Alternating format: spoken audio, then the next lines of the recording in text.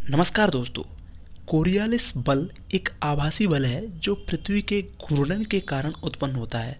यानी अगर पृथ्वी का घूर्णन बंद हो जाए तो यह बल भी समाप्त हो जाएगा।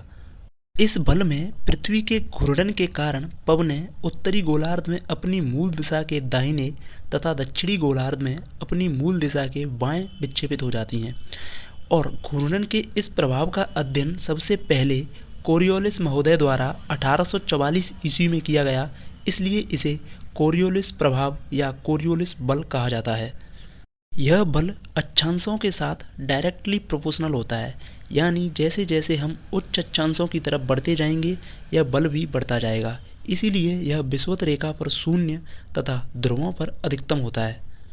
यद्यपि कोरियोलिस बल केवल विक्षेपक बल है, यानी यह पवनों की दिशा में परिवर्तन करता है। यह पवन की गति में कोई परिवर्तन नहीं कर सकता, किंतु जिस पवन का वेग जितना अधिक होगा उस पर इस बल का प्रभाव उतना ही अधिक होता है और पवन का विक्षेपण बढ़ जाता है। लेकिन यहाँ हमें यह भी ध्यान रखना चाहिए कि कोरियोलिस बल का प्रभाव कम दूरी में अनुभव नहीं होता है। इसके लिए पवन या किसी वस्तु को 500 किलोमीटर या इससे अधिक की दूरी तय करनी होती है।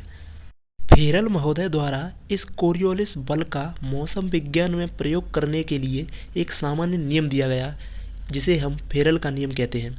इस नियम के अनुसार जिस दिशा से पवन आ रही हो, यदि उधर हमारी पीठ हो तथा जिस दिशा की ओर पवन जा रही हो उधर हमारा चेहरा हो, तब पवन उत्तरी गोलार्ध में अपने मूल दिशा के दाहिने और दक्षिणी गोलार्ध में मूल दिशा के बाएं विक्षेपित हो जाती है। तो यह फेरल का नियम और कोरियोलिस बल दोनों एक ही चीज़ें हैं। धन्यवाद। उम्मीद करता हूँ वीडियो इन्फॉर्मेटिव लगी होगी।